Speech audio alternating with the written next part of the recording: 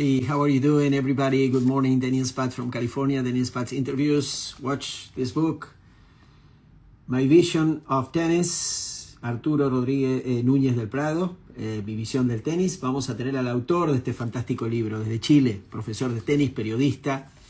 Hola Salva, hola a todos. Hi everybody. Spanish interview with Arturo Núñez del Prado desde Chile, periodista. Una persona muy inteligente que escribe. Este libro se los recomiendo. Mi vida en el tenis, My Life in Tennis is Spanish. I don't know if it's an English version. Viendo la Copa Davis, así que muy contento. Egoen, un abrazo. Ahí traje a tu partner, como dicen ustedes, tu socio, Federico Murray. Un abrazo para ti. Sé que eres un gran entrenador.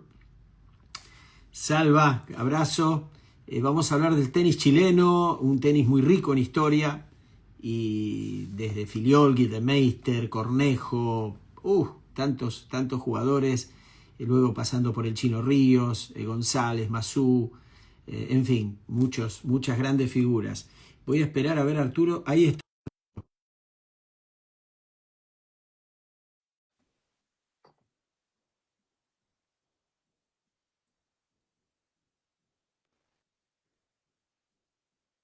¡Oh, Arturo! ¡Al revés! Sí, estoy al revés.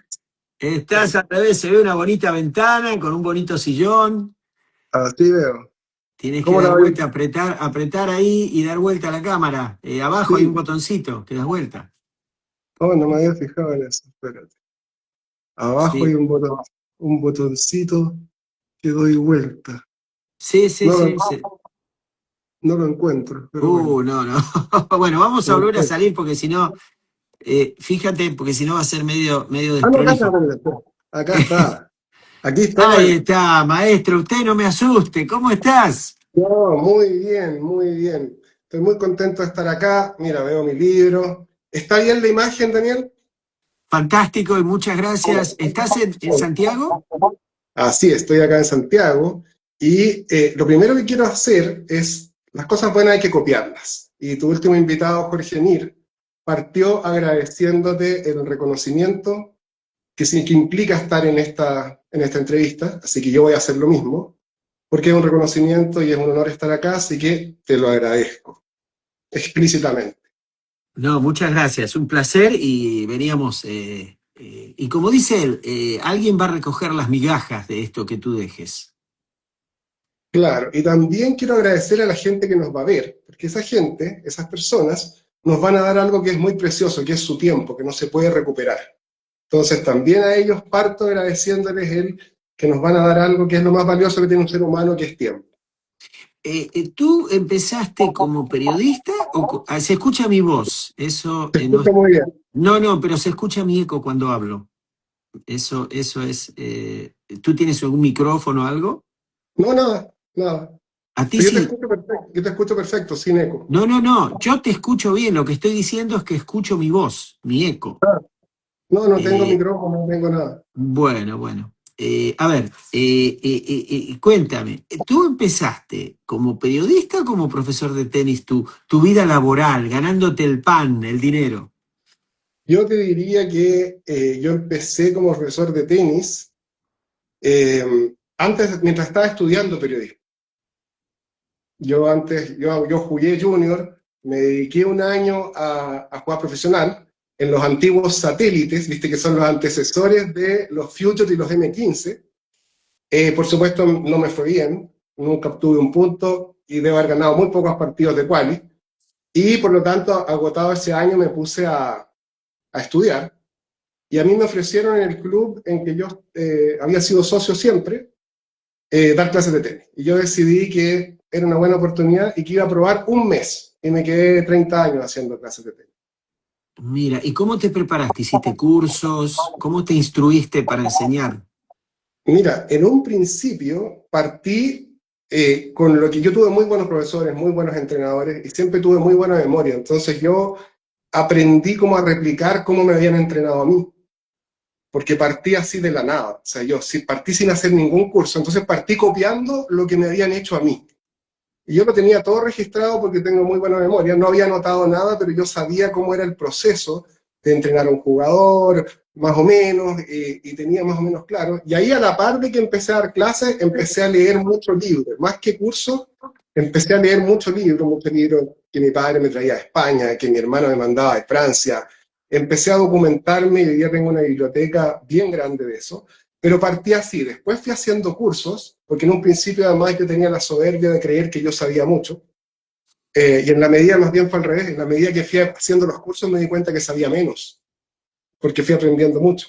Entonces, así partí y paralelamente con mi carrera periodística, que no me despertaba ninguna pasión en ese entonces, sino que a mí lo que me gustaba era ser profesor de tenis y yo vivía para hacer eso. Y lo otro lo tenía que sacar como un complemento, como un título que me podía servir en algún minuto, pero yo jamás pensé trabajar en eso. Mira, ¿y tu familia cómo se constituyó? Hermanos, mamá, papá. Claro, tengo una hermana que también jugó tenis, jugó a un nivel recreativo. Mis padres no son personas del tenis, sino que ellos se interesaron en el tenis cuando mi papá, que jugaba fútbol de forma recreativa, empezó a tener muchas lesiones. Entonces se desgarraba. Y Mm. al lado de mi casa había un club, el Club Suizo, que es un club muy chico, que tenía 3 canchas, una piscina, un frontón y una multicancha. Eso era el club. Una cosa minúscula, al lado de otras cosas que habían, pero quedaba al lado de mi casa. Entonces yo jugaba todo el día distintos deportes, jugaba fútbol, natación, tenis, hacía de todo, hasta que finalmente me fui decantando por el tenis, y también incitado por mis papás que jugaban, pero ellos no jugaban muy recreativamente, nunca me incentivaron a jugar como competitivamente, sí me dieron clases y todo, pero no había una tradición familiar de jugar tenis y que yo tuviera que seguir, más bien a mí me tuvieron que frenar porque a mí me gustaba mucho más que lo que ellos esperaban que me gustara y que Mira, me hizo tomar la decisión de no estudiar después de salir del colegio. Y eso ya fue cl- un problema más o menos grande. claro. Ahora, Arturo, tú cuando leías libros, contaste que leías libros para instruirte, eh, ¿qué escuela, qué país te atrajo? Yo te diría que la francesa, mucho, Más mucho. que la española. Sí, yo te diría que la francesa. Porque, bueno, además yo coincidía mucho, porque yo estudié en un colegio francés. Ah, Y, bueno, y tenías esa influencia. tengo eso, claro, y que tienen una forma de hacer las cosas y de estructurar entrenamientos, y como la estructura del tenis francés se parece mucho a estructuras que yo había visto en mi colegio, entonces me parecía bien familiar formas de razonar. Por ejemplo, a mí mi colegio se regía mucho por lo que decía René Descartes, la filosofía cartesiana. Y los franceses también se apoyan allá mucho en eso para estructurar, que todo tiene que tener un desarrollo, una conclusión, un inicio, tiene que haber toda una lógica, no es nada así porque sí, no porque no, te fijas, todo está como ordenado, y a mí eso me calzó perfecto. Y como yo tenía una hermana que vivía en Francia, me mandaba mil cosas, me mandaba la revista Tennis Magazine, me mandaba ¿Tú todos los... entiendes, perdón, entiendes, hablas, lees francés? Sí, claro, en el colegio en que yo estaba, todo era en francés, Oh, no había forma de sobrevivir. A mí me enseñaron inglés en francés. ah, mira. Entonces, claro, no, es un colegio que tú sales hablando francés como si fueras nativo. Ahora, tú eres obviamente una persona muy preparada. Los profesores en general, los profesores en Chile, ¿son así preparados? Intelectualmente, culturalmente, en general, obviamente hay siempre excepciones, pero si tú tuvieras que decir, el profesor, la persona, el ser humano, mujer o hombre, que da clases de tenis en Chile, que imparte una educación, un modelo a los niños, a los adultos, ¿está preparado intelectualmente? Yo te diría que sí, como dices tú, en general yo te diría que en Chile hay muy buenos profesores, la gran mayoría tiene cursos de la ITF, la Pero gran me mayoría. refiero, perdón, pero más allá de cursos de ITF, yo lo digo con mucho respeto. Ujú. Conozco profesores que hicieron cursos de ITF pero no terminaron el colegio. Ah, bueno, claro, si tú vas por el lado como más de inquietudes académicas, yo creo que no son tantos los que tienen inquietudes por fuera del tenis. Yo creo, según lo que yo he conversado. Hay mucho, claro, hay muchos que se instruyen mucho en lo que les compete profesionalmente, pero no sé si hay muchos que les interesa otra cosa. ¿Te fijas? Claro, pero la comunicación es tan importante saber hablar, expresarse, ¿verdad? Hablar bien, con propiedad. Nosotros estamos ayudando a educar niños en este caso, ¿no? O sea, si no sabemos, algunos, yo escucho, no saben hablar, insultan, dicen malas palabras, profesores de tenis. No, no, Digo, no, no, ¿cómo es? en ese aspecto yo te diría que no hay problema. Yo creo que muy pocos profesores en Chile no deben saber expresarse apropiadamente cuando están Correcto. dando una clase. Yo creo que en eso, eso sí, yo creo que todos dominan un léxico que les permite explicarse con respecto a lo que ellos quieren darse a entender, con respecto a lo que quieren que el alumno haga, unos mejor, quizás otros peor, porque hay muchas veces también que uno se pasa para el otro lado, por ser demasiado académico, uno no le llega al alumno, porque uno como que le pasa por arriba, ¿te fijas? ¿No? O sea, uno puede caer en las dos cosas, o ser una persona muy sucinta y casi que habla con monosílabos, entonces tampoco se entiende. Y hay veces en que para el alumno es un enredo porque mucho profesor, por demostrar que sabe, te va a hablar de la biomecánica con términos rebuscados, y el niño o el adulto te queda mirando así como, y sobre todo además los que más te quedan mirando raros son los jugadores de competición, y los profesionales para qué hablar. Si les hablas muy complicado, yo creo que no les gusta, o sea, te miran así Bueno, ahí, como... perdóname, ahí Sergio Clemente Tenis dice, en Chile hay un déficit de eso, Daniel, falta más cultura según mi opinión, dice Sergio. Puede ser, por eso te digo, pero cultura yo creo que está hablando en términos generales, que de una cultura general. Pero yo creo que Claro. el profesor puede hablar de lo que sabe, que es lo que le compete, puede hablarlo con soltura. Ahora, si lo ponemos a hablar de la Capilla Sixtina, capaz que no sepa, ¿te fijas, no? Claro. A eso voy yo, ¿te fijas? Ahí a lo mejor puede tener problemas, primero porque no sabe y a lo mejor porque no sabe los términos para describir la Capilla Sixtina, puede ser. Pero yo creo que de lo que maneja en su ámbito profesional es muy capaz de transmitir, y yo creo que incluso acá la gente prefiere mucho más como que te lo digan en simple, en tres, cuatro palabras, lo que hemos hablado muchas veces tú y yo, que tiene que ver con que muchas veces el profesor muy preparado es capaz de decirte en simple una cosa muy compleja. Bueno, Ahí se nota, tú lo has bueno, hecho muchas acá. gracias. Yo te voy a llevar un poco al libro antes de hablar del tenis chileno, influencias, todo. Quiero empezar por un orden que tú dijiste, acá lo tengo. Utilizo el tenis también dijiste, escribiste en el prólogo. Utilizo el tenis para hablar de la vida. Exactamente. Sí, porque en el fondo es un símil. Lo que pasa en una cancha, uno lo puede extrapolar a lo que te pasa en la vida, que no te ¿En salen qué las se cosas. parecen, Arturo, el tenis y la vida? Por eso te digo, en que no te salen las cosas y tienes que saber sobreponerte, en lo que es algo que es imprevisible, en que tienes que enfrentar, quieras o no quieras, porque en el tenis no hay donde esconderse, y uno es uno, y uno tiene que, nadie puede hacer por ti determinadas cosas en la vida. Si tú quieres salir con alguien, no vas a mandar un amigo a que le diga, tienes que tú llamar por teléfono, por decirte, hay cosas que son intransferibles. Y es lo mismo lo que pasa en el tenis. O sea, si yo estoy jugando un partido horrible, tengo que saber poner la cara, y no hay donde esconderse. Si en una cancha, el tenis es para valientes porque no hay donde esconderse. Y yo creo que también la vida es para valientes. Me encanta tu capacidad de síntesis porque me das plazo a que te pregunte cosas. A veces me ha pasado tener invitados súper interesantes que hablan y hablan y hablan y claro, no me gusta interrumpir, pero a veces tengo, porque si no se hace un monólogo, ¿verdad? Claro. Después dijiste, ahí nomás, enseguida, por último, me apoyo en el tenis para describir nuestro particular carácter y comportamiento como chilenos. ¿Cómo es el carácter y comportamiento de los chilenos? Mira, yo te voy a poner un ejemplo para que me lo entiendas. ¿A qué apunto ahí? Por ejemplo, nosotros, no sé si tú sabes que en Chile hubo un golpe de Estado en 1972.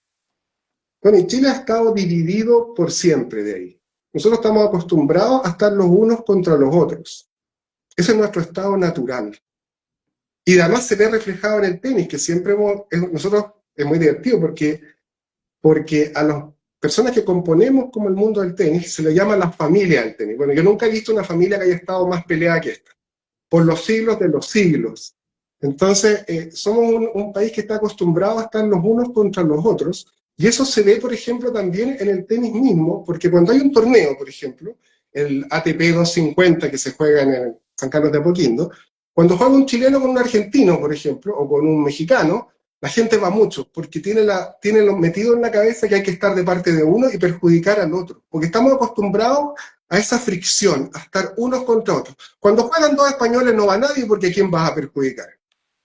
¿Te fijas, no? Entonces, no hay una cultura, la gente no va al tenis por ver tenis, va al tenis por un asunto que tiene mucho más que ver el tenis. Por ejemplo, tú vas a la Copa Davis y la gente va a gritar. La última vez que yo fui a la Copa Davis fue muy desagradable para mí porque fue contra Perú. A peruanos le gritaron de todo, de todo. O sea, y yo pude apreciar que la gran mayoría de la gente iba a sacarse selfies, a comer, y mucha gente no sabía ni siquiera lo que estaba mirando porque cada punto lo gritaba como si fuera un gol. Pero había que insultar a los peruanos.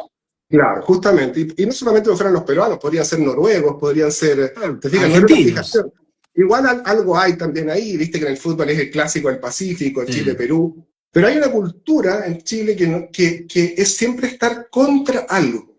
¿Te fijas, no? Entonces me refería a esto a grandes rasgos. ¿Te fijas? O sea, porque es una cosa bien particular, como te digo, hay tremendos partidos en San Carlos de Apoquindo entre un mexicano y un español y no llega nadie.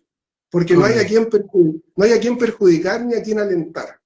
¿Te fijas? De hecho, a tanto llegó la otra vez, te vas a reír con lo que te voy a contar, que yo me senté solo en una tribuna ese día en la Copa Davis, y había una persona al lado mío que fue tanto lo que gritó cada punto que primero le empezó a salir sangre de narices. Wow. Y después siguió gritando, se puso unas cosas, unos algodones acá, al lado, y siguió gritando tanto que después perdió el conocimiento. En serio. Mira, qué increíble. Bueno, Arturo, paso a otro tema. Dijiste potenciar virtudes en lugar de corregir defectos, pero acá te quiero, porque esta pregunta la hice a los profesores, jugadores, que trabajan más, bueno, si se dedican más a los puntos fuertes. Bueno, yo te pregunto, yo soy tu alumno, adulto, y mi revés es malísimo, mi derecha es buena, mi saque es bueno, pero mi revés, te reitero, es malísimo. Malísimo me refiero a que fallo mucho, que cometo errores. Y me encuentran al revés, Arturo, los rivales, se dan cuenta y me cuesta ganar partidos. Entonces, ¿cómo manejarías ahí potenciar virtudes y en lugar de corregir defectos? Yo creo que ahí no se aplica lo que estoy hablando, porque yo creo que hay algo de sentido figurado. Por eso te hice trampa, ¿eh? Porque eso se aplica cuando, por ejemplo, estamos hablando de un jugador de competición, que si bien puede que su revés uno lo considere malo, pero evidentemente estamos hablando de un jugador de competición, ¿te fijas, no? Que uno entiende que no va a hacer daño con su revés, pero la va a poder meter. Entonces ahí yo creo que se aplica el poder convertir su derecha en un arma extraordinario, porque no vale tanto la pena trabajar su revés, porque no va a mejorar mucho, no va a mejorar sustancialmente, a lo más lo vamos a convertir en un revés mediocre, ¿te fijas? Pero va a seguir defendiéndose con eso. Ahora, si es un señor, como dices tú, que tiene muy mal revés, no va a poder jugar tenis, va a perder todos los partidos, y ahí tenemos que olvidarnos de eso. Tenemos que aplicar el criterio y el sentido común, nada es tan absoluto, yo puedo creer en algo, pero me tengo que adaptar. Entonces, evidentemente el señor se apoya en mí para pasarlo bien, pues por algo me está pagando. Entonces, ahí yo tengo que trabajar mucho su revés hasta volverlo más o menos parecido a su derecho para que pueda divertirse y ser un rival respetable y no hacer el ridículo. Qué bueno lo que has dicho. Nadie, créeme, me lo explicó de esa manera. A ver si entendí bien. Si tengo un revés decente, pero una muy buena derecha, ese revés que siga siendo decente, pero potencias mi derecha. Ahora, si mi revés es muy errático, muy malo, ahí sí me trabajas el revés, porque si no, no voy a poder competir. Exactamente, eso es lo que dije. Fantástico, fantástico. A ver, voy a pasar a otra. Dijiste, en Chile la crítica siempre cae mal, muy mal. Así comenzaste el 12 de marzo del 2019. Ese día se ve que algo habría pasado en tu vida. En Chile la crítica siempre cae mal, muy mal. Sí, lamentablemente, creo yo que es parte de la cultura que pareciera que el que te critica es tu enemigo. Y para mí el que me critica es alguien que quiere que yo mejore. Yo lo veo completamente distinto. Entonces, aquí más bien la gente prefiere que le mientan, pero que le digan algo que a él le gusta, antes que alguien le diga, como dirías tú, hermano, sinceramente te tengo que decir esto, porque te quiero ayudar, pero si le suena que no le gusta, no va a analizar si eso es cierto o no, se va a quedar con que no le gusta. Y no va a haber evidencia posible con lo que tú lo convenzas. Porque como te digo, yo siempre creo que el viento en contra te ayuda a despegar. El avión siempre despega con viento en contra, no despega con viento a favor. Entonces, a mí alguien que me lo dice, por supuesto, bien intencionadamente, me va a hacer mejorar, porque me hace cuestionarme, me hace crecer, me hace salir del lugar donde estoy, me quiere sacar de mi zona de confort. Si yo a alguien siempre le aplaudo y le digo, muy bien, eres el mejor, por más que pierde, porque yo tampoco estoy diciendo que es criticar por criticar, es cuando uno ve que algo no camina, te fijas, y hay que decirlo. Como dices tú muchas veces, alguien tiene que decirlo. Y ese alguien a lo mejor se quema, no cae bien, pero alguien tiene que decir lo que está pasando, ¿te fijas? Entonces, yo creo que ese es el tema, que aquí la crítica nunca se toma como una contribución. No, me quiere perjudicar. No, acá se llama chaquetero, no, ya no. Como si uno tuviera además que apoyar a todo evento. Yo apoyo lo que me parece bien, y lo que me parece mal no lo apoyo. Yo no soy, como periodista, por decirte, yo no soy un jefe de barra, no tengo ninguna obligación de encontrarle bueno algo o malo a algo. Yo a un jugador, si le encuentro algo bueno, se lo digo, o lo digo en una columna, y si le encuentro algo malo, también se lo digo. O sea, pero no tengo un compromiso de que yo tengo que apoyar al tenis chileno y por lo tanto eso implica que no puedo criticar. A eso me refería. Correcto. Después dijiste en junio 9 del 2022, siempre hablo de tenis, pero nunca hablo de mí. Claro, porque yo no tengo una historia que sea digna de escuchar, no tengo grandes triunfos, tengo más bien una pila de derrotas que después descubrí con el tiempo que es lo que me convierte en un buen profesor de tenis, porque ¿qué pasa si se me acerca gente normal? Y como yo trabajé alguna vez que tú también trabajaste con él, con Guillermo Pérez Roldán y con don Raúl, yo decía, ¿cómo Guillermo podría entender a un señor que le dice que él fue una lumbrera, hizo todo una carrera así fulgurante, que un tipo le diga, mira, tuve 3 match ball y los perdí? En cambio yo que pasé por eso, esa es mi fortaleza, yo puedo entender todos los errores del mundo. En cambio, si no los tuve, si yo siempre conocí el triunfo, si yo siempre, todo se me dio porque era muy bueno para eso, ¿cómo voy a entender a la mayoría de la gente que se equivoca igual que yo? Entonces yo tengo una carrera que, como te digo, de junior no fue muy bueno, intenté ser profesional y tampoco me fue bien, y yo esa carrera la convertí como en una cosa primero en contra, pero después la convertí como en mis atributos, porque me hacía empatizar. ¿Te fijas? Ese es un poco lo que se refiere a eso. Pero yo te diría que ayer, ¿quién le preguntabas con quién jugó? Yo alguna vez jugué con Luis Adrián Morejón, que fue Copa Davis de Ecuador, y que fue un junior muy bueno, y me tocó en esa época con él. Bueno, me dio una paliza que no te explico, pero no, fue muy divertida más porque nos tocó jugar en un torneo junior, internacional que hubo acá en Chile, nos tocó cancha central, yo venía a ganar 2 partidos de quali, y bueno, me dio una paliza y además después se puso a hacer preparación física en la cancha. O sea que no lo cansaste. No, si fue 1 y 2, 2 y 2, creo, una cosa así. Arturo, el 18 de diciembre del 2023, muy cercano a estos tiempos, dijiste, me gustó, palabras poderosas, se llama el capítulo. Algunos entrenadores hablan tanto de la lucha y la garra que sus alumnos entran a la cancha convencidos que son gladiadores, que un partido es un combate y el adversario un enemigo. Claro, se transforma en eso. Bueno, hay que partir de una premisa que yo también tengo, que es el entrenador que habla mucho sobre lucha y garra es porque no tiene mucho que enseñar. No hay mucho contenido ahí. Entonces, está bien hablarlo, es un elemento, pero es un elemento que debe pesar el 15%, 20%, pero hay entrenadores que convierten esto, aleonan a tal nivel al jugador, que claro, o sea, se pierden las proporciones de que esto es un torneo, de que muchos de ellos están en el colegio además todavía, y que esto tiene que ser una cosa formativa, una cosa para pasarlo bien. Entonces yo creo que se desvirtúa, es tanto lo que el profesor le mete agresividad, una carga de agresividad que no debiera tener, que finalmente los chicos están dispuestos a llamar al trainer cuando no lo necesitan, están dispuestos a ir al baño cuando no lo necesitan, cuando van perdiendo con tal de cortar el partido. Y eso yo lo he visto 1000 veces, nadie me lo ha contado. Yo lo he visto 1000 veces, lo he padecido con alumnos míos también que se lo han hecho los otros, y el otro profesor no es capaz de poner en su sitio al alumno y decirles que no. Y están los padres ahí también que muchas veces les aconsejan que hagan eso.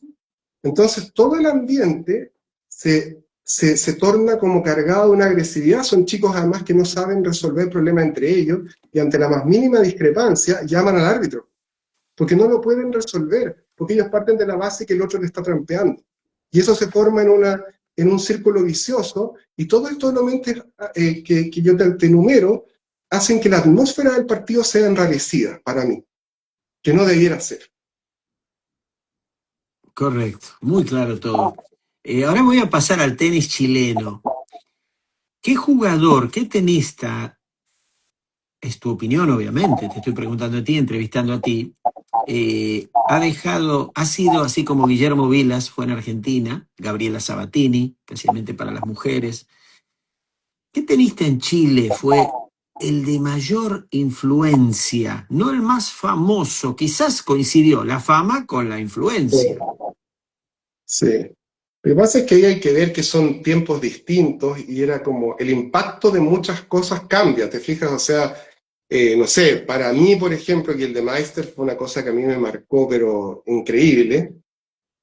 Yo no alcancé a ver, a vivir la etapa de Fillol y Cornejo, en que había muy poca televisión, entonces sabía muy poco. Entonces, en términos de impacto, yo diría que esa es una época gloriosa del tenis chileno, pero lo sabemos por historia.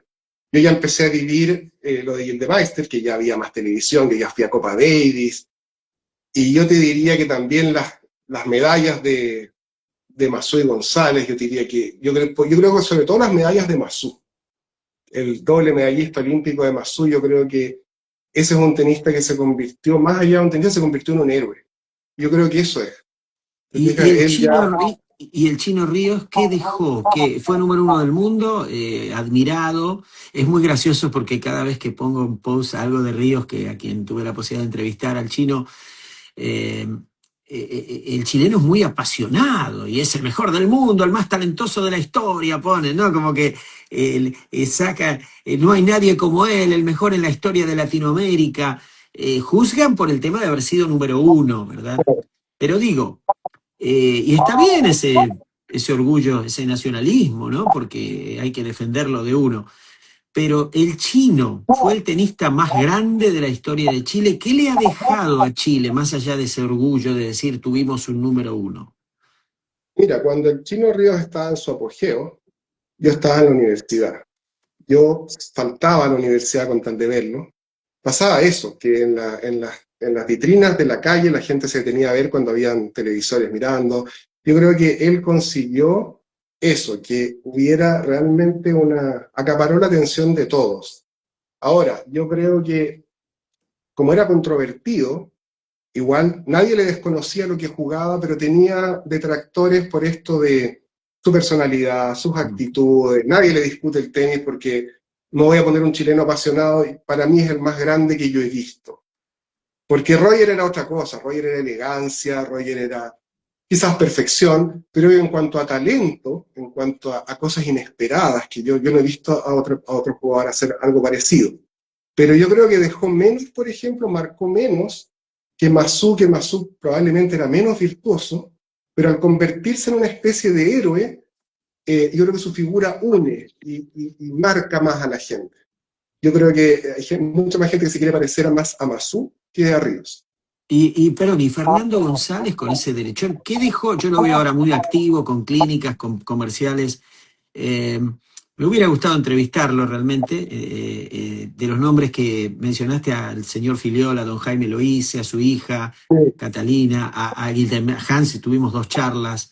En fin, Nano Zuleta, mucha gente de Chile. Pedro Rebolledo, qué caballero ha sido Pedro Rebolledo. ¿Qué es Lice? Qué slice. Él también dejó su marca, ¿eh? Sí, claro, claro. De hecho, hubo otro tenista después, Sergio Cortés, llegó a Sí, estar 103 del mundo con un slice muy similar, con un revés con slice muy similar. Físicos sí. parecidos, así Ya no físicos se número uno. ve, en los chilenos no se ve ese slice. No, si te fijas, yo siempre saco la cuenta que los franceses, y no es casualidad, les enseñan a sus jugadores con una estatura similar a jugar un poco así. Si te fijas Moutet, si te fijas Gastón, Santoro, que les enseñan a hacer todo lo que tienen que hacer para que no les peguen. Porque el tenis es como el boxeo, pegar y que no te peguen.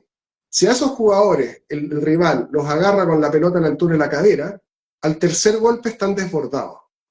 Entonces tienen Pero que, sí, o jugar, pero, perdón, Arturo, ahí no es que discrepo, porque, pero está linda esta charla, pero no hay franceses que ganen Grand Slams.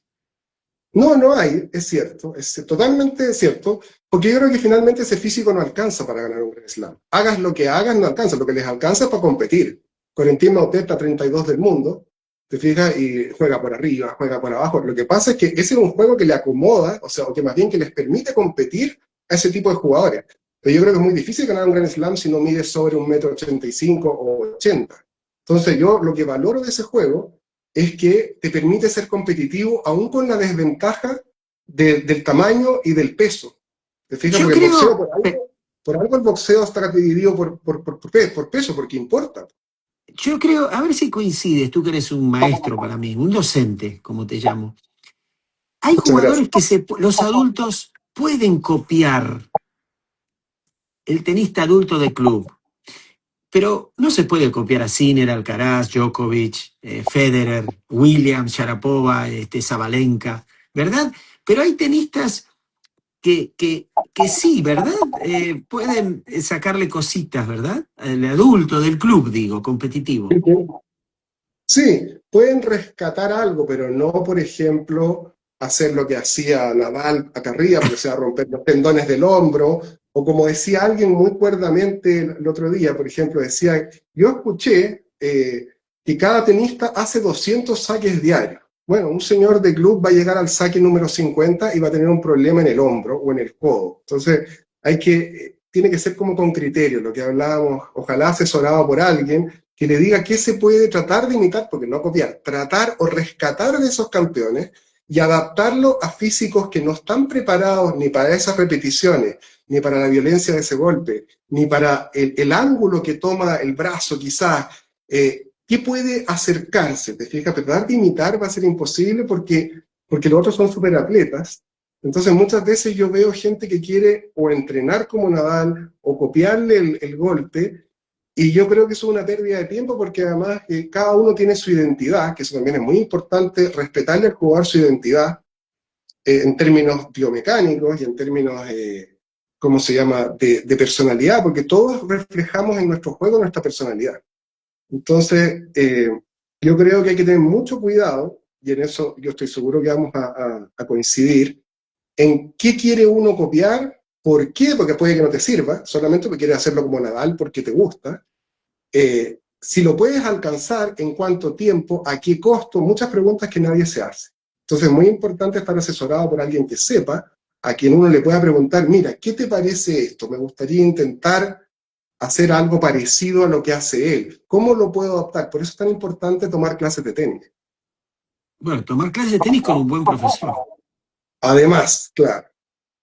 A ver, te pregunté de González y de sorry, te cambié de tema. Fernando, ¿qué le dejó al tenis más allá de esas bombas de derecha que destruyeron, hacían huecos en la pista? Yo te diría que a mí por lo menos me impresionó muchísimo, y ahí volvemos lo uno con el tema de Pedro Rebolledo, cómo un cambio que le hizo Larry Stefanki lo catapultó a meterse, no sé si 5 del mundo o 3, cuando lo hizo usar mucho al revés con slice. Creo que fue 5 el más alto el ranking, no 6, sí. Y llegó a la final de Australia, cómo ese golpe que hoy día es totalmente despreciado, porque nadie lo usa, porque incluso los jugadores prefieren estando contra la reja, sacarlo con revés dos manos.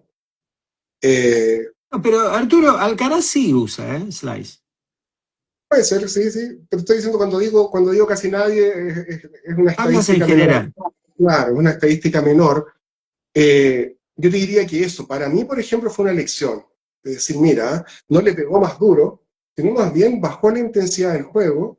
Lo que te decía, el boxeo es pegar y que no te peguen, con eso lograba que no le pegaran de vuelta, porque finalmente un tenis de bombas tampoco muchas veces es lo que te conviene más. Hay muchos jugadores, sobre todo jugador de club y jugador junior, que juega a lo que le gusta y no a lo que le conviene. Te fijas que no es lo mismo. Y generalmente el que le gusta y juega lo que le gusta generalmente no gana. Por ejemplo, si un jugador muy chico y lo que te decía recién, va a jugar aquí a la altura de la cadera, a duelos de potencia, a la tercera va a estar desbordado. Y discúlpame, pero no vas a poder ganar al nivel que tú quieres, no vas a poder ganar así. Yo se lo explicaría así. Tenemos que tratar de jugar o por arriba o por abajo, cambiando intensidades, velocidades, efectos, metiéndose a la red, porque tú no puedes permitir que te peguen 3 derechos seguidos. Pero yo veo muchos chicos, sobre todo en futuro, yo me doy mucha vuelta por los M15 que se llaman ahora, en las cuales, en los main draw, que le dan y yo veo y el chico tiene unos 70 y está jugando contra uno 90. Y después se sorprenden porque les ganaron 6-1, 6-2. Si nadie Claro. no jugó nunca como tenía que jugar, porque la Ahora, táctica muchas veces. pero, ok, totalmente de acuerdo, en serio, no para decirte totalmente de acuerdo, porque me encanta cómo lo explicas, además, te reitero, tu Poniendo que se docencia para se además ve, y no pasa nada. claro. González, pero González es un ídolo en Chile, Fernando. Sí, sí, sí, claro. Más De que, todas maneras, pero dijiste que Masú fue más. yo te diría que Masú es más transversal, porque además él tenía una garra, tenía un magnetismo, un carisma. eh, Como te digo eso, que fue doble medallista olímpico, hoy es el capitán de Copa Davis, tiene todo un aura, y que yo creo que además hay otra cosa, pero que es importante solo para mí, o para la gente muy metida en el tenis. Yo creo que Masú ve mucho mejor el tenis que González, porque ambos han sido coaches. Por ejemplo, González fue coach de Santiago Giraldo, no tuvo mucho éxito. Masú sí está metido en el tema, Sí, tuvo a le Tim, fue muy bien con Dominic Thiem. claro, con Tim, ahora está con un polaco que es Hurkas, creo. Eh, Ah, no sabía eso. entonces, según mi criterio, cuando yo veo a uno y otro, yo creo que Masú ve bastante mejor el tenis que González, porque muchas veces es otra cosa totalmente distinta. Tú puedes haber jugado extraordinario y como coach no ser extraordinario. Exacto. Y al Eh, revés, podemos haber sido malos, no haber sido ninguna, no, ninguna de no, las no, dos. no malo, pero no jugar en un nivel no muy Claro. alto y ser un gran docente, un gran maestro. Profesores de Chile, maestros, eh, ¿a quiénes nombrarías en la historia de Chile como, no, no me refiero a exjugadores ahora, a lo mejor fueron exjugadores y también maestros, ¿verdad? A Pero ver, maestros, docentes de verdad, que tú digas, esos son los top 5 de Chile de la historia.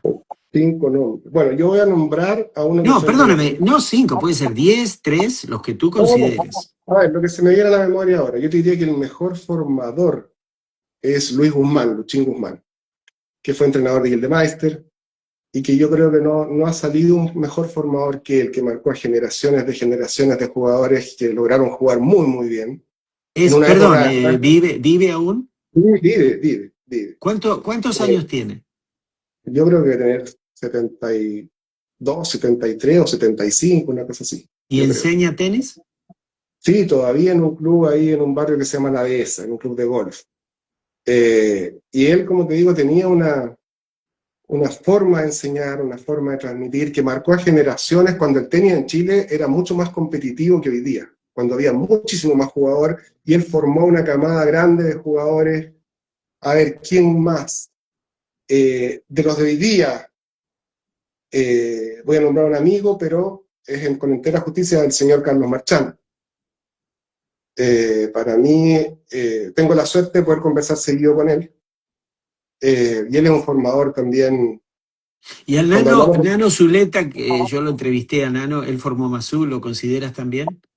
también, creo que sí no tengo cercanía con él porque no nos conocemos nomás. Por eso digo, por eso es que tengo más fresca en la memoria, pero también Nano Zuleta es un trabajo gigante porque además él, como que la primera academia que era como copiada de un estilo como americano, la hizo él en Valle Dorado, que Valle Sí, Dorado, como Boletieri, él hizo una claro, él ligación copió el comercial primer también con... estilo.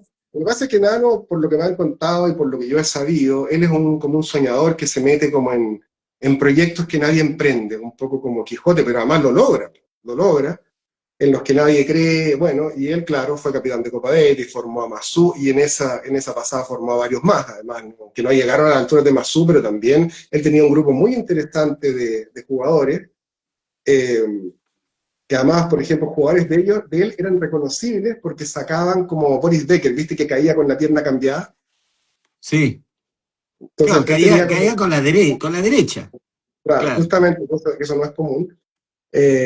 Entonces uno reconocía como un poco eso. También él, a ver, ¿qué otro nombre más que yo haya tenido también? Porque realmente a mí me tocaron varios formadores, pero yo te diría que me quedo con esos tres nombres, que son los que me Perfecto. vienen ahora a la cabeza. Probablemente estoy siendo muy, muy injusto, pero hay más, pero como digo, formadores, estamos hablando de Perfecto. formadores. No, no, muy Hoy día claro. hay uno más que yo podría agregar, que también es formador, que es Jorge Ibáñez, que también es Perfecto. formador y es más joven y es como el presente quizás de eso, junto con Carlos Marchán, una cosa así. Genial. Nos quedan 20 minutitos, te quiero hacer tres preguntitas más. Eh, ¿Qué lugar ocupa el tenis en el deporte si hicieras un ranking de deportes en Chile? Eso me interesa siempre cuando entrevisto gente de distintos países, le pregunto, ¿el tenis, dónde está el tenis en tu país? ¿Tercero, segundo, primero, quinto, décimo? Mira, yo creo que tú le vas a preguntar a toda la gente y te va a decir que segundo después del fútbol, yo creo. Pero hay una estadística que dice que en Chile hay un deporte nacional que se llama el rodeo, que es un deporte como en una, que se hace como en una media luna, esta es la idea que es como la plaza de toros, una cosa así, que es dos caballos con un novillo, bueno, que se lleva mucha, mucha gente, que es el deporte nacional.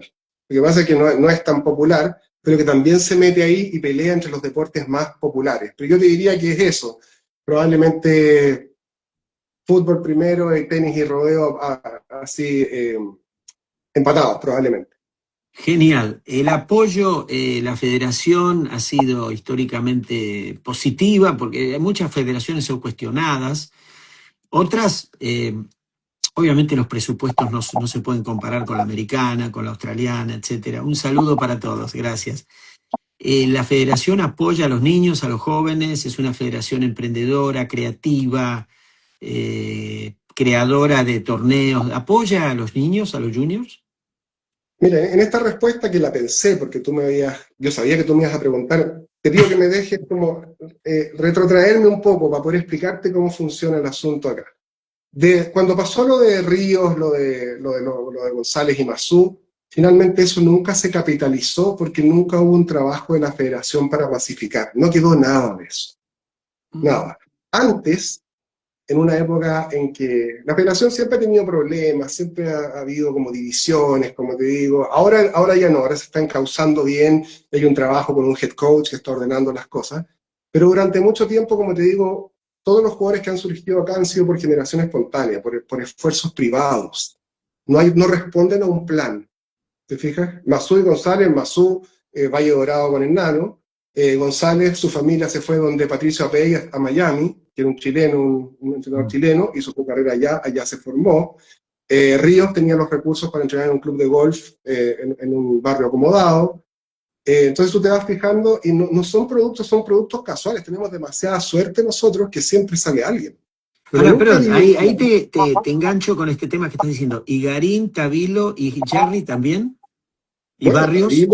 Tabilo venía de Canadá, formado íntegramente allá, Ah, lo agarró el Guillermo Gómez, lo agarró, pero cuando ya estaba jugando futuro, que es muy meritorio, te digo, pero no lo formaron allá. Garín es producto de esfuerzos también personales de su padre. ¿Quién más nombraste? Barrios lo mismo, que era un jugador de provincia, que no es de Santiago, también lo mismo. La única vez que no, Chile ha hecho Nico Jarry, y Nico Jarry falta. Jarry también en Estados Unidos se formó y después vino acá y entrenó con Martín Rodríguez, pero cuando era un jugador también grande, O ¿te sea, no hay fijas? una escuela formativa No, en Chile. y esto quería explicarte, que la única vez que ha habido un Ahí se centro nos de corta, entrenamiento, perdón Arturo, se nos está cortando un poquito ahí. No sé, te empezó a borronear la transmisión. Ahí está. la única vez que ha habido una iniciativa federativa fue antes del año 2000, había un señor que se llamaba Carlos Herrera, que era un mecenas, y él ponía todo el dinero, y él puso el dinero para hacer un centro de entrenamiento con canchas, con hospedaje, con todo, y de ahí salieron Guillermo Ormazábal, Jorge Aguilar, que fueron campeones mundiales sub-16 el año 2001, y da la casualidad que ahora se jugó de nuevo en la Copa Davis Junior acá en Chile, y el capitán de ese equipo fue Guillermo Ormazábal, que fue campeón mundial acá en Chile, que fue campeón ¿Y mundial producto de esta cómo le gestión. fue a Chile? No, esta vez obtuvo lugares secundarios, no se pudo emular, porque bueno, también la calidad de los jugadores no es la misma, como te digo, no.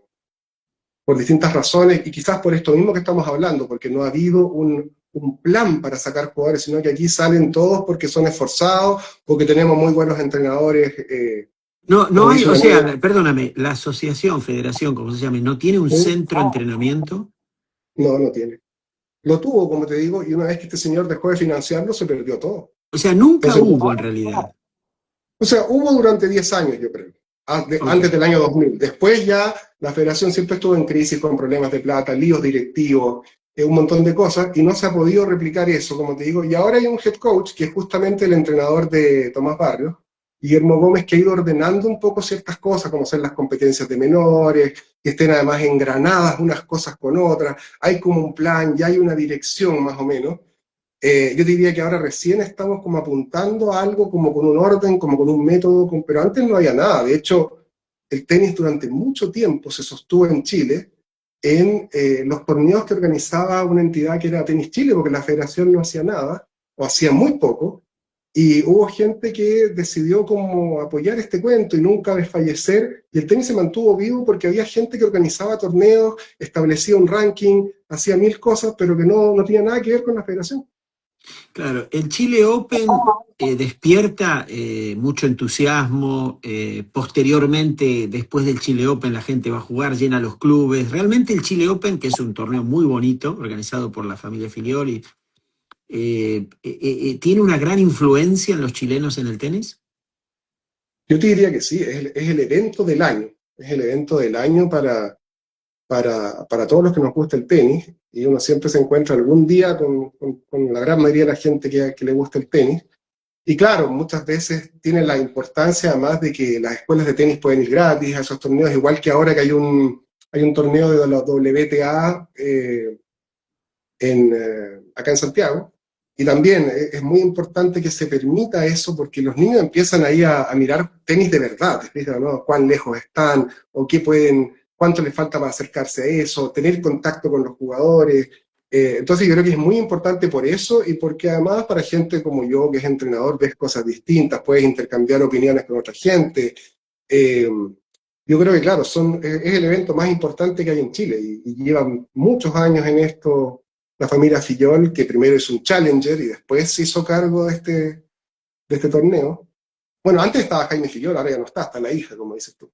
Claro, ahora, las mujeres, dijiste WTA, ¿por qué no salen chicas famosas chilenas en el Tour 20 del mundo, 30 de WTA? No veo en los rankings, no veo en los torneos chicas de Masters 1000, Grand Slam, no hay. No, y de hecho nunca hemos tenido, si ese es el problema. Pero Nosotros ¿por qué? teníamos ¿No hay a talento? Anita ¿Se dedican a otro Lizana, deporte? ¿Qué pasa? Se vienen a estudiar. Yo sé que hablé con Martina Pavicic, una niña muy talentosa, que fue número uno de 16. Imagínate, fue número uno de Sudamérica, claro, pero está en la universidad acá. claro, yo creo que tiene que ver, bueno, primero con un asunto de biotipo, un asunto de estatura, porque evidentemente las europeas tienen más envergadura física y yo creo que eso se nota. Te fijas, yo he escuchado conversaciones de jugadores que van a jugar a Europa y dicen viene muy rápido la pelota. Tiene que ver con eso, tiene que ver también con carácter, probablemente también tiene que ver con el sobreponerse a una cierta adversidad, que a lo mejor nos cuesta más que en otros países. Eh, yo creo que esos dos factores, que es como nuestro biotipo, porque hay países, uno es como este, fíjate, ¿no? No es tan, a pesar de que Chile tiene, como te digo, una cultura tenística, y el tenis cuando llegó a Valparaíso con los ingleses penetró muy rápido porque entre que tenemos condiciones y además culturalmente teníamos como disposición, pero también tenemos ciertas contras. Ahora, por ejemplo, está Antonia Vergara, que está a 340 del mundo, 350 creo, y que es la esperanza del tenis chileno, pero yo creo que en mujeres cuesta porque primero, claro, hay poca competencia, hay poco torneo, hay poca competencia interna también, porque son pocas. Te fijas, se les apoya menos que a los varones, eso es indesmentible. Y como te digo, además, porque es muy difícil, sí, todo es muy difícil. El tenis, coincidiremos, yo te he escuchado decirlo, es muy difícil para hombres y mujeres igual. O sea, es una tarea imposible o muy, muy difícil. De 1000 chicos o chicas que se van a dedicar al tenis, uno va a llegar con suerte, si es que. Entonces, cuando uno dice, ¿por qué no hay? Es porque es muy difícil, aparte de todas las variantes, lo que pasa es que exponencialmente hay mucho más hombres que intenta que mujeres. Ahora, ahí dijiste algo que nos quedan 7 minutitos, es un tema hermoso. ¿Qué es llegar? Porque llegar, algunos llegan a, dicen, quiero ser profesional, y llegan a 1000, llegan a 1500, llegaron. Sí. Otros llegan a 50, otros llegan a 130. ¿Qué es llegar para ti? ¿Qué es que un tenista llegue? A ver, yo creo que para la mayoría es que obtenga lugares destacados, y yo creo que eso es a lo que aspira la mayoría. Para mí es poder ser lo mejor que yo puedo ser. ¿Te fijas? O sea, como alguien dice, no todos pueden ser campeones, pero todos pueden mejorar, y ahí está el triunfo, ¿te fijas, no? Mi triunfo está en que yo llegué a ser lo mejor que pude ser. Nadie me va a dar una medalla por eso, ni voy a salir en grandes titulares, pero lo voy a saber yo, ¿te fijas, no? Que fui responsable, que me esforcé al máximo. Pero claro, acá tenemos la cultura, no acá, en el mundo entero, la cultura del éxito es ser famoso, ¿te fijas? Entonces muchas veces uno dice, no llegó porque no fue top 10 o porque no, o por último porque no hizo ningún escándalo. Te fijas que hoy día también uno puede ser famoso por hacer cualquier cosa, por hacer cualquier tontera. Pero yo creo que haciendo como una realidad, no llegan a lugares deportivos destacados que ellas también quisieran, y que es legítimo que uno lo quiera, ¿te fijas, no? A lo mejor no ser top 10, pero ser 100, ser 150, aunque para mí, y yo no obtuve ningún punto, para mí cualquiera que tenga 600, sea 600 del mundo, 800, es un muy buen jugador. De hecho, alguien decía, un tipo que sabe mucho, decía que uno viera las siluetas solo de dos jugadores, las siluetas, y hay uno que está 100, y hay uno que está 600, y están peloteando entre ellos, tú no sabes cuál es cuál. Sí, no, No no, es la diferencia. Claro. exacto. Entonces, no es la diferencia que uno tiene, te vas a dar cuenta al tiro que uno tiene mejor revés, que uno tiene mejor derecho. No, el asunto es más bien quién juega bien los puntos importantes, cuándo hace qué cada cual, cómo controla emocionalmente su cabeza o cómo se controla él emocionalmente. Y muchas veces los golpes están, y es lo otro lo que no aparece. Porque a lo mejor, como te digo, han sido niñas a lo mejor sobreprotegidas en su casa, o que han sido muy indulgentes y que no tienen esa capacidad de sobreponerse a la adversidad, ni que alguien les diga que no lo está haciendo bien y que tienen que cambiar. Yo creo que por ahí va un poco el tema también que tú me planteabas. Bueno, lo último, Arturo, y fue un placer escucharte, ¿eh? Has dejado muchas cosas, después yo lo escucho tranquilo y tomo nota, ahí es donde aprendo, porque ahora estoy concentrado. No, por supuesto, de todo el mundo se aprende y se sacan cosas, conceptos, una idea. Eh, el tenis, las redes sociales, quiero cerrar con eso. Nos muestran videos todos los días, gente que nos dice cómo hay que hacer las cosas, cómo jugar, cómo pegarle a la pelota, pegarle como Alcaraz. Están todos con la moda de poner la raqueta así, el flick y toda esa cosa rara que hacen. Y la gente, yo digo que no, porque me doy cuenta, mucha gente no entiende. Ellos no explican para quién es eso, quién lo puede hacer. Eh, ¿Qué le dirías a la gente, tenista, aficionado, que de eso es el mundo del tenis en realidad? Los que compran, los que pagan su entrada, van al club. Eso es el mundo del tenis. Sí, claro. ¿Qué les dirías que tengan en cuenta cuando miran videos en TikTok o Instagram que les dicen lo que tienen que hacer en la técnica o en la parte táctica? Mira, lo primero que yo le diría a alguien es que se fije bien si ese gurú es un gurú del mundo virtual o primero lo fue en el mundo real. Porque yo creo que primero hay que ser un gurú en el mundo real. Tú tienes que estar en la cancha y poder exhibir ciertos logros. Y después ponte a dar consejos ¿cómo se llama? Por redes sociales, pero que tengas un respaldo, que tú hiciste algo, que viajaste con alguien, que enseñaste algo, que dejaste una huella, que alguien te puede reconocer. Pero yo veo gente que da miles de consejos y nunca se ha ensuciado los calcetines en una cancha con arcilla, sino que son como virtuales. Y hablan muy bonito y todo, y probablemente han leído 1000 libros, pero que en la práctica, y te hablan de cómo es viajar con un jugador y nunca ha viajado con uno, o por lo menos nunca le ha ido bien. A lo mejor ha viajado con muchos, pero nunca les ha ido bien. ¿Te fijas? Pero hay algunos que son como unos coaches como de la teoría. ¿Te fijas, no? De libro, todo, pero, y hablan muy bonito, pero yo digo, ¿qué hizo esa persona? ¿Te fijas o no? O sea, primero fijarse en que este no es un holograma, te fijas, sino es una persona de verdad. O sea, que tú puedas comprobar que efectivamente si te dice, como tú, que entrené a Luis Horna, o que partí en Tandil, o que, ¿cómo se llama? Trabajé en Estados Unidos, trabajé con Boletieri, trabajé con no sé quién, y uno dice, ah, bueno, este tiene respaldo para que yo le crea, y para que yo en el fondo, a lo mejor intento copiar lo que él dice, a lo mejor lo aplico, lo modifico, lo que sea, pero que la otra persona tenga un currículum que tirar en la mesa, y no es con prepotencia, sino que es una cosa real, porque no todos somos iguales, Daniel. No vale lo mismo la palabra de una persona que tiene 40 años de experiencia, con una persona que ha pasado por 18 clubes y que ha entrenado a 25 jugadores, que una persona que a lo mejor habla igual de bonito, pero que tú dices ya, ¿y qué más hizo? Lamentablemente la igualdad está mal entendida, y hay gente que merece mucho más respeto que otra.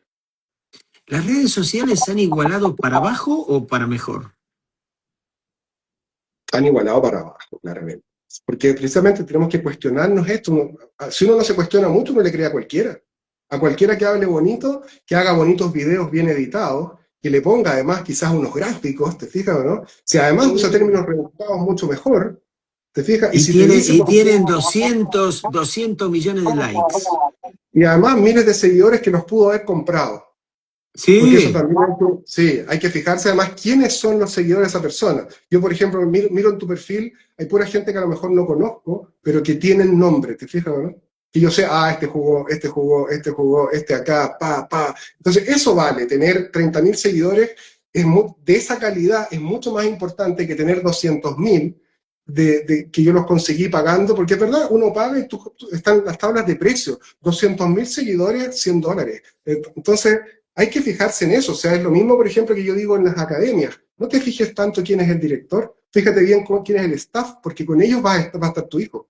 El director no va a estar nunca, y si está, va a estar un ratito, como decía el otro día, lo decía el español que entrevistaste hace poco.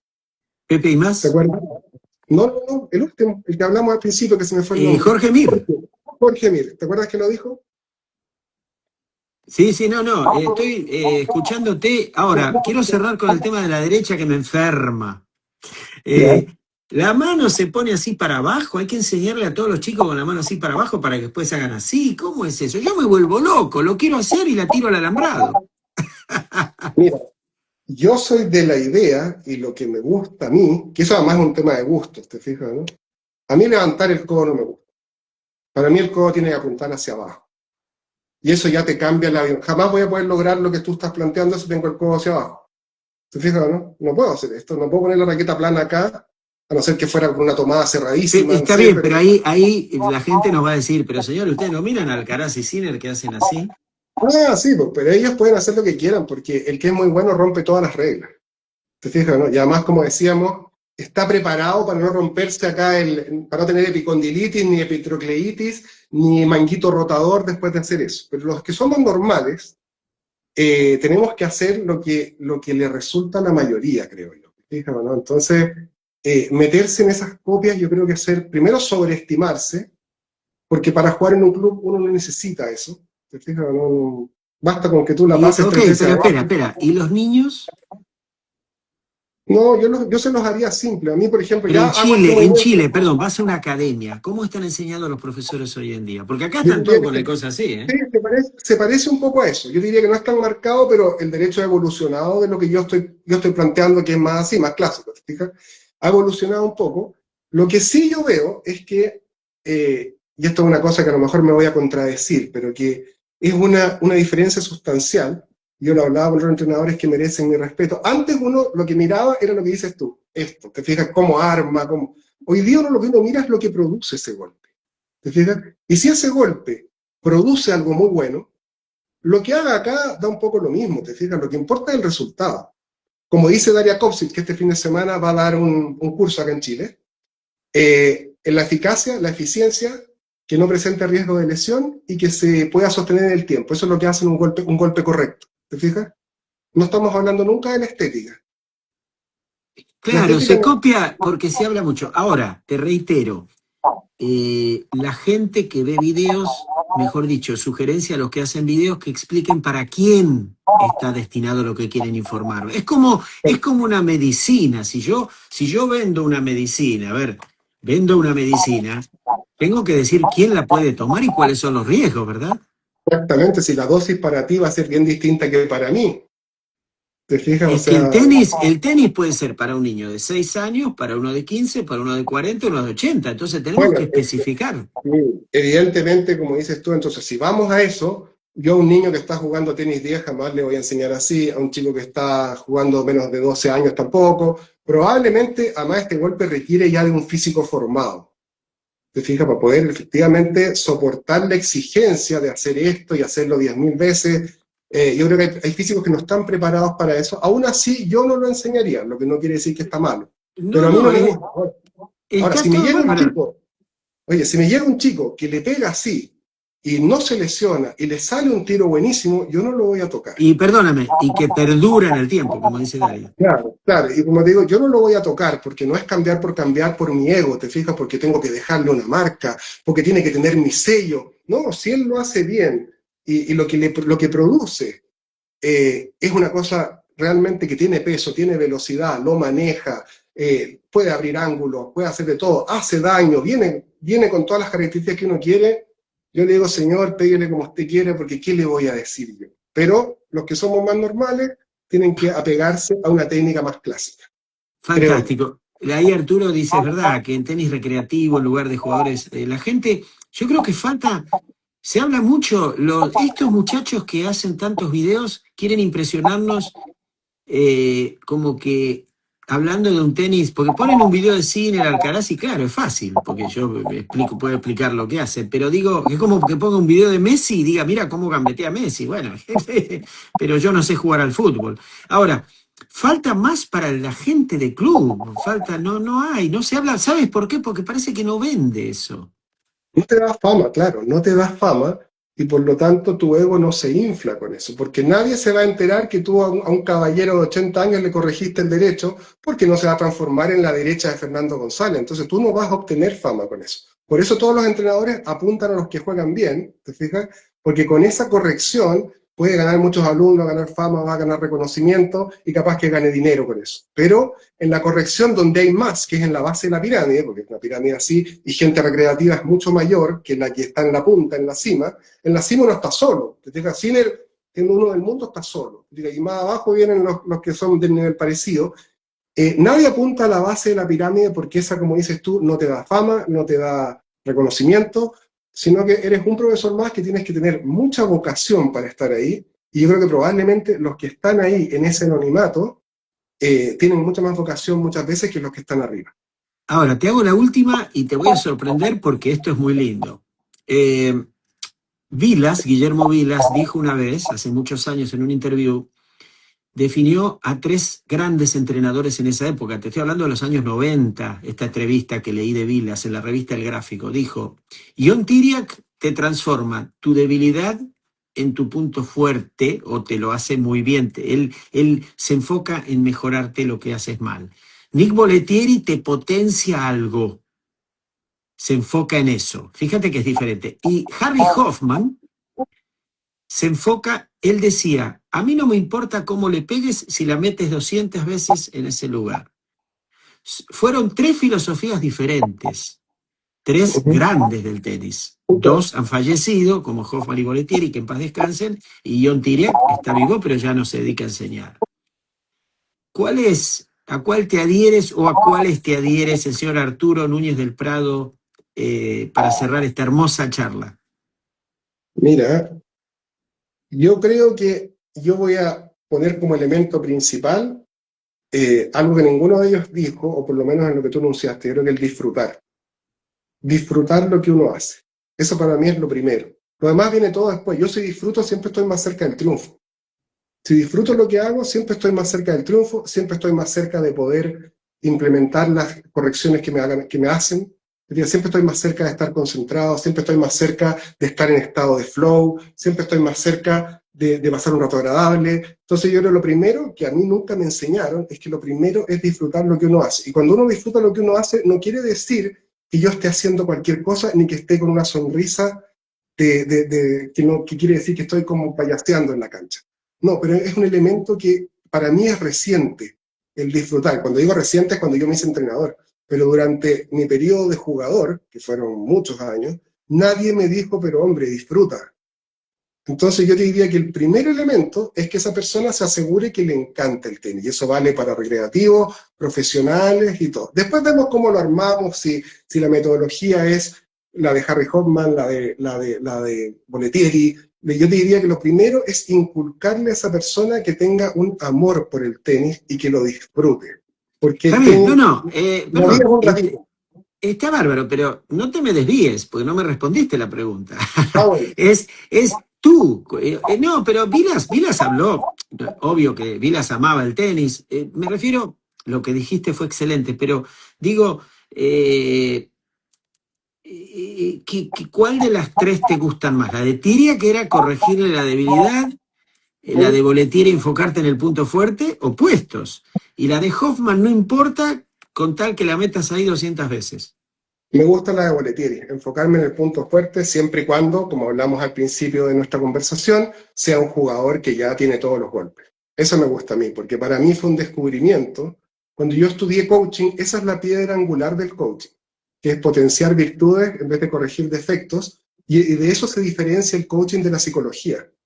La psicología busca cómo corregir defectos y además va al pasado. El coaching va desde el presente hasta el futuro y busca potenciar virtudes y no corregir defectos. Entonces yo estoy como marcado también por esa formación, cosa que también descubrí tarde, pero que me encantó. Entonces adhiero plenamente a lo que dice Nick Bollettieri, que también es uno de los que más sabe en la historia. Sabía, sí. Y cierro acá, ¿sabe? El famoso, la última pregunta de Spatz, que siempre se hacen 34 más, porque quiere decir que estoy disfrutando la charla. Tienes que estar contento. Yo estoy feliz acá, tengo tiempo, ¿Estás así que contento? Tú que eres después cuando periodista. A ver, yo no soy periodista.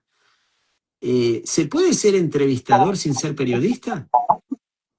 Mira, se puede hacer cualquier cosa si uno tiene pasión por eso, si uno se instruye, si uno tiene la oportunidad, la humildad de aprender, que se nota que tú has visto has hecho 600 entrevistas, pero yo sé que has visto a miles de personas muy buenas haciéndolo.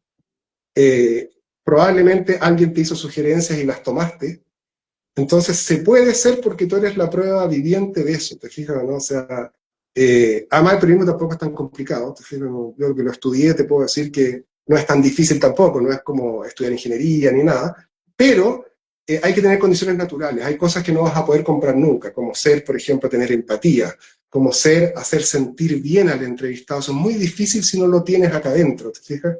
Es muy, muy difícil. Puedes desarrollarlo, pero tienes que tenerlo, o sea, y tú has logrado, ¿cómo se llama?, hacer una carrera desde la pandemia. Yo siento como has ido mejorando muchísimo hasta convertirte, claro, y bien en una persona que tiene mucha soltura, que prepara las entrevistas. Como el otro día me llamó mucho la atención, usaste un término técnico que era yo produzco mis entrevistas. Eso cuando ya tipo, que es un término que sabe que es producir, que es un término que en el fondo, ¿cómo se llama?, la gente normal no lo maneja. ¿Fija? Entonces se nota que tú has trabajado mucho en esto, has agarrado mucha soltura y además te has instruido, has mirado miles de videos, y así que se puede, ¿te fijas, no? Hay que prepararse mucho. Te puedo asegurar que me he preparado mucho. Eh, Se y lo nota. hago como si esto si fuera un programa de televisión. Esto para mí merece el máximo respeto el invitado y la gente que lo vea. Sea 1, 1000 o 10, no importa. Alguien Porque lo si va a te ver. fijas, te hago un alcance. Hay miles de cursos de oratoria, no hay ninguno para aprender a escuchar. Y un entrevistador tiene que saber escuchar. Y la escucha es activa, es con todo el cuerpo, no es solamente con los oídos. Estás corazón, cabeza, tu actitud corporal, uno escucha con todo el cuerpo, no escucha solamente con los oídos, como te digo, pero fíjate bien, de verdad, hay un montón de cursos de oratoria, no hay ninguno que aprender a escuchar, porque la gente lo que quiere es, con oratoria, es cautivar a una audiencia, y eso hace bien al ego, me hago conocido, dicto conferencias, pero nadie quiere estar en el lado tuyo, que es escuchar, valorar lo que otro te dice, tener un rol quizás menos de menor figuración, pero que tiene un valor increíble. Y yo siempre me fijo mucho, no tanto en el que figura, sino que en el que está oculto. En el que hace una labor importantísima, pero que no figura tanto. Es lo mismo que el que da el pase gol el que todo el mundo va a celebrar, el que va a celebrar con el que hace el gol. Casi nadie dice, oye, le metió un pase de 15 metros, pero así, milimétrico. ¿Te fijas? Porque esto sale bien porque tú creas una atmósfera. Yo me siento bien acá porque tú creas una atmósfera.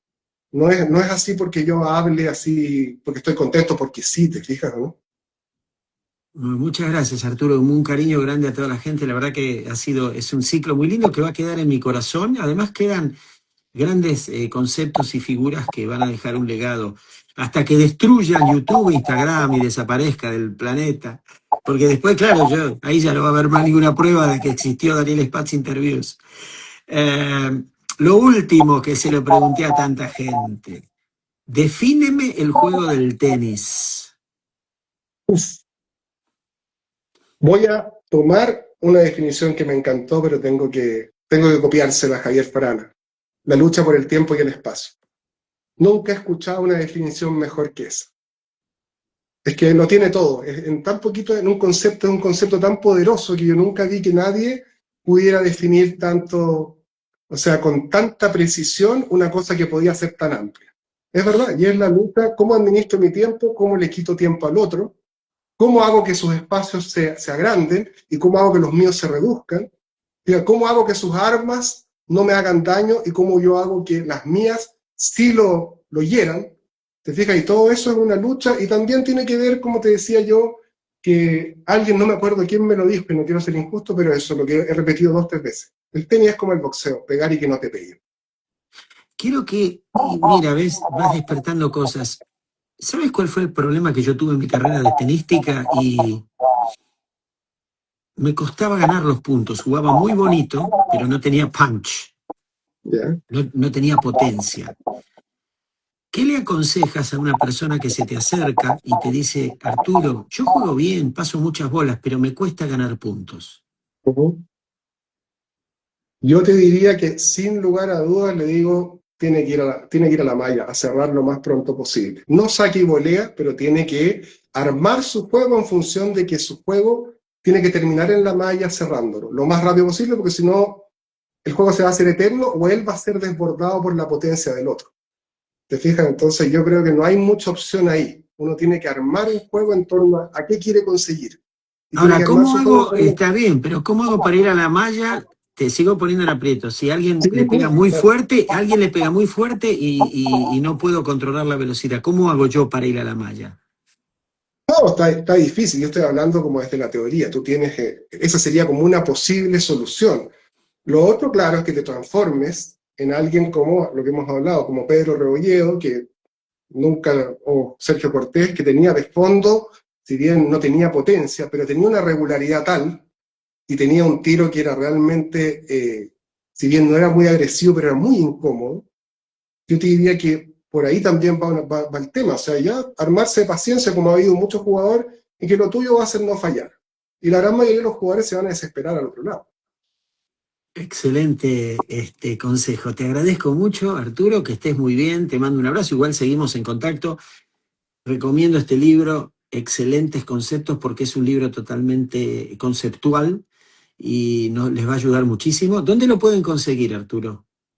Mira, por el momento acá solo en Chile, pero el próximo año me estoy aprestando para sacar la segunda mi edición del Tenis 2 y ese ya va a tener un ebook en Amazon.